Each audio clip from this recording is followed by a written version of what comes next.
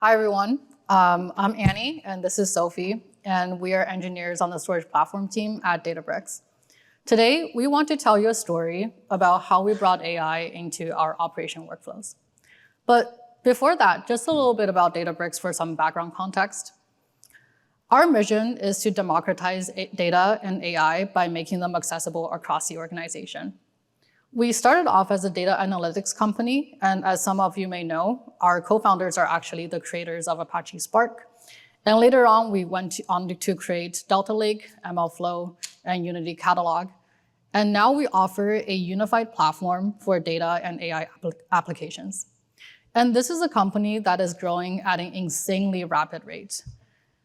We have over 65% in year-over-year growth, over 20,000 customers, and a $5.4 billion revenue run rate. What this means for us is that on the storage platform team, we need to operate at a similarly massive scale. We run thousands of instances on both MySQL and TiDB across 70+ regions in 3 different clouds. And our mission is to build storage abstractions for our product engineers to build the product quickly and sustainably. And to keep accelerating at this pace and scale, we believe that we need to leverage AI. So today, everybody is vibe coding. Over the past few years, LLMs have totally transformed development workflows. Tools like Cursor and Claude Code allows you to build entire features with just a few iterations. And so when it comes to coding, engineers are more productive than ever. The world is going agentic. But why do production operations still look the same? They remain high risk, and there are few proven paths to safe and org-wide AI adoption in SRE workflows. Let's do a quick poll. Do you have a CEO, a CTO, or a VP chasing everybody to use AI? Let's see a show of hands. All right, thanks. Now, let's say you have a bunch of unused database instances lying around. Who here would be comfortable asking Claude Code to delete all unused databases? Okay, yeah. The reality is, at a lot of fast-growing companies, leadership is encouraging everybody to use AI in their day-to-day workflows. But a lot of us are still skeptical about using AI everywhere. In particular, integrating reliable and widely adopted AI workflows in production systems is hard. So how can we harness the power of LLMs in production environments safely, while still increasing productivity? So that is something that our team has been thinking about in the past year or so. And here's a quick demo of something that we built. So in this demo, you can see that there was an outage on one of the database instances, as you can see from the pretty big metric gap in our Grafana dashboards. And now with the AI agent, all we have to do is to describe the symptoms of what we're seeing, provide it with some company-specific context on what database or what region we're seeing this thing, and just ask it to help us to investigate and root cause the issue for us. And while the agent is working, that actually frees up some of my time to talk to the incident commanders, look at the production impact, etc. And here what the agent is doing is that this is searching through our knowledge base on how to best tackle problems like this, and also pulling in the relevant metrics and the data to help us investigate and root cause the issue. So as you can see, it's pulling up these graphs, and it will also retrieve more information and data that will help with the investigation. And what it will do is that it will synthesize all of this context, all of this information, and provide a root cause for us, as well as a timeline of events and the evidence that corroborates the root cause. It will also suggest how to remediate the issue. So let's go ahead and ask it to help us mitigate the issue by just asking it to set the max connections parameter back to what it was originally. It will ask for the approval, and it will start the workflow for us.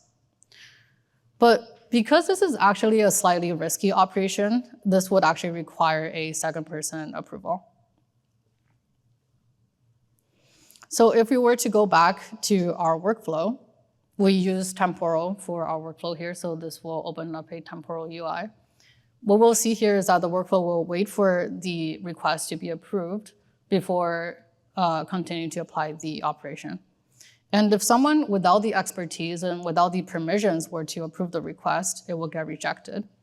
But once the request is approved, the workflow will continue and complete the application of the parameter. And once that is complete, we can actually go back to the AI agent and ask it to help us double check the workflow status and also double check that the parameter has been correctly applied. And it is able to finish all of this in just 5 minutes. And that's just one example. With our AI agent, we saw reduced operational toil and investigation time by up to 90% for both platform and product engineers. They no longer need to go look at different dashboards or follow long manual SOPs or run a million different CLI commands. We made it way easier also to debug storage systems, especially for new hires who are getting started with investigating incidents. And most importantly, despite the time pressure during production incidents and how risky it is to perform these types of operations, we got broad organizational adoption and trust. So what do we do? I think that one of the most important things we did and one of the most important mindset shift we had was that we started treating our infrastructure like a product. And once you start treating it like a product, the important thing becomes, what are your customers' pain points? And how to solve for these pain points. Because there's no point in building anything if no one uses it, trusts it, or adopts it. So how do we make sure that we're actually solving for the right pain points? Well, we talked to them. We interviewed service teams and shadowed their on-call sessions to observe these engineers using the storage infrastructure that we provide and how they debug issues in real time. And we noticed a few different patterns. So the first thing we noticed was that we actually had a ton of different tooling that eventually led to the mitigation of these incidents and achieved what the engineers wanted to achieve. But a lot of times people had to open up SOPs, manually pasting the CLI commands into the terminal, maybe missing a flag or misspelling something. And all of that prolonged the mitigation time. And it is a lot of cognitive load, especially during the time pressure of an incident. So that's not very good. There was also a lot of time just spent on gathering context, retrieving information on what has happened in the time leading up to the incident. And also a lot of time was spent on trying to pull in the right people who have the context on knowing why the system behaved like this. And because every incident is just a little bit different from the previous one, maybe the actions that we took in the last incident doesn't apply anymore for this one. So there also wasn't very clear guidance for mitigation, guidance on safe mitigation. So these were the problems that we set out to solve first. And looking back, the first couple of iterations of what we built actually didn't really have much AI at all. But what we did was that we centralized all of this context, all of the tooling, made them a lot more discoverable, a lot easier to use. And we wouldn't have known to actually do that if we didn't talk to the service engineers who are using our system. And through talking with them, we also build a relationship with them, and that's how they trust in the things that we built for them. And all of the work that we did here paved a path towards integrating AI into our workflows and getting that trust and adoption once we have it. So the first lesson we learned here was that user empathy and iteration on these user feedback are as vital as technical design for achieving the trust and adoption. Now, let's talk about how we can build a foundation for safe and easy AI integration. So as Annie mentioned earlier, here at Databricks, we operate thousands of storage instances across all major clouds. And as you can imagine, at this scale, integrating AI into our ecosystem is not easy. First, there's context fragmentation.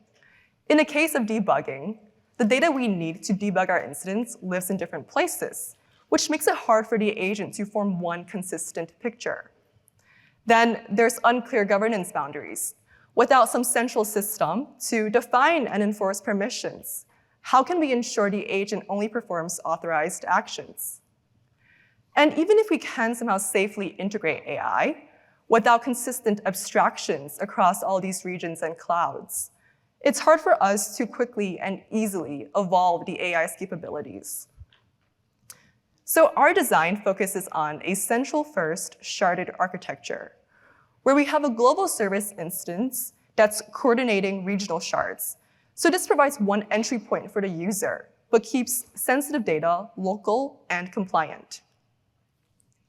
We also worked with our security team to implement a fine-grained access control framework enforced at the team, resource, and RPC levels.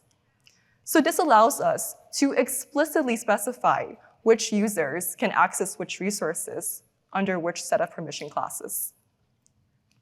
And lastly, we integrate our platform with the various fragmented existing infra services at the company, standardizing these behind one consistent and well-defined tool interface that makes it practical for the agent to use rather than having to reason about the various fragmented infrastructure.